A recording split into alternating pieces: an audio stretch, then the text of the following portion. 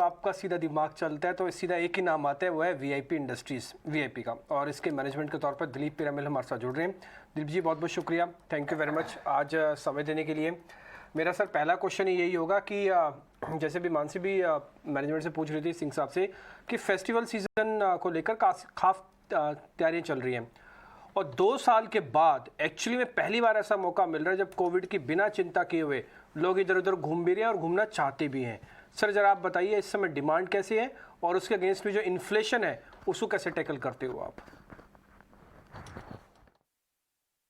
आप एकदम ठीक कह रहे हैं कि 2 वर्ष से तो हमारे कोविड का सबसे अधिक प्रभाव हमारे उद्योग को हुआ था, क्योंकि हम लोग ट्रैवल इंडस्ट्री से संबंधित थे। हमारा अधिकतर बिक्री उस पे ही आधारित है, तो और हमें विशेष काफी क्षति पहुंची थी 2 वर्षों में। और अभी तो सामान्य मतलब हालात सामान्य हो रहे हैं, और इस वर्ष में पहली तिमाही भी अच्छी थी, अभी दूसरी तिमाही में भी बिक्री अच्छी हो रही है, और हमें आशा है कि अभी आगे जाके और भी वृद्धि, हमारी बिक्री में और भी वृद्धि का दर ऊंचा ही रहेगा। इन्फ्लेशन के बारे में तो मुझे यही कहना है कि 1 वर्ष पहले बहुत ज्यादा इन्फ्लेशन था, अभी थोड़ी राहत मिली है, क्योंकि ये सब प्लास्टिक, स्टील, एल्यूमिनियम प्राइसेस कम हुए हैं, और हमारे तो सभी चीज का यानी पॉलिएस्टर, फाइबर वगैरह सब चीज का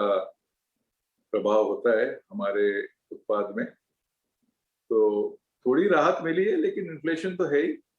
और उसकी कॉस्ट कटिंग मेजर्स रहते हैं। थोड़ा बहुत गए वर्ष में दरों में भी, दामों में भी वृद्धि हुई थी, तो ये सब मिला जुला के अभी ठीक है, एक संतुलन आ गया है मार्जिन्स में, और अभी आगे जाके ये इच्छा है कि थोड़ी और कॉस्ट कटिंग करें, थोड़ी और सेविंग्स करें, थोड़ा इन्फ्लेशन में भी राहत और आएगी, तो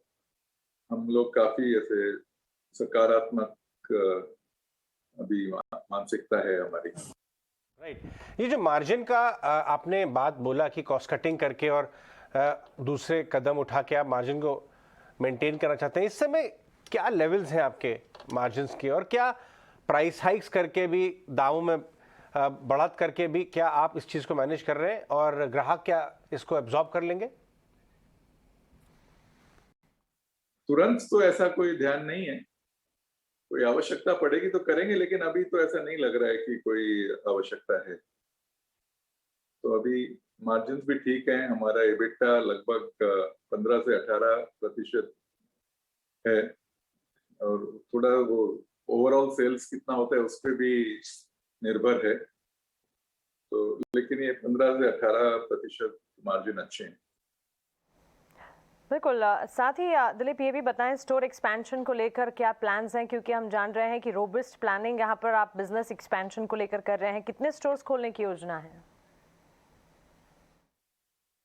आप जो स्टोर्स कह रहे हैं, ये मतलब एक तो हमारे ईबीओ होते हैं जो एक्सक्लूसिव ब्रांड आउटलेट्स, हमारे वो लोग केवल हमारी कंपनी का उत्पाद बेचते हैं, तो उसमें कोविड के समय हमने काफी कटौती भी की थी, और जो थोड़े मार्जिनल स्टोर्स थे जो इतने लाभदायक नहीं थे उनको कम किया था, और अभी फिर से बढ़ा रहे हैं, तो लगभग, और अभी अधिकतर हम लोग जो फ्रेंचाइजी स्टोर्स हैं वही कर रहे हैं, जो एसेट लाइट आप कह रहे हैं, और वैसे भी हमारे भी स्टोर्स, खुद के ऑपरेटेड स्टोर्स होते हैं, वो भी वैसे रेंट में होते हैं, तो उसमें इतना कोई एसेट का निवेश नहीं होता है, लेकिन फिर भी जो फ्रेंचाइजी होते हैं वो तो टोटली इंडिपेंडेंट होते हैं, और मटेरियल भी वो लोग हमसे खरीदते हैं, तो वो तो टोटली एसेट लाइट रहता है, और अभी लगभग हमारे 400 स्टोर्स हैं ये ईबीओ। वैसे तो हमारे ओवरऑल आउटलेट्स तो 9,000 हैं, तो इसकी कोई तुलना नहीं होती। हमारे डिस्ट्रीब्यूशन नेटवर्क काफी ऐसे फैला हुआ है, और आर्मी स्टोर्स हैं, आर्मी कैंटीन्स हैं, वो भी कोई लगभग शायद मेरे हिसाब से 1000 एक होंगी, और हाइपर सब सारे चैनल्स हैं यानी, तो यही स्टोर्स की इतनी मतलब अच्छे, ये महत्वपूर्ण है, लेकिन इतना ज्यादा भी नहीं। इसमें से लगभग हमारे ओवरऑल सेल की 10% बिक्री होती है। ओके मिस्टर दिलीप, आपका बहुत शुक्रिया हमारे साथ जुड़ने के लिए, सवालों के जवाब देने के लिए। बिजनेस एक्सपेंशन प्लान्स काफी रोबस्ट है और टीवी स्क्रीन पर आपके आय और मार्जिन के ट्रेंड भी हम देख रहे हैं जो कि लगातार बढ़त दिखा रहे हैं। आपको आने वाले क्वार्टर्स के लिए ढेरों शुभकामनाएं।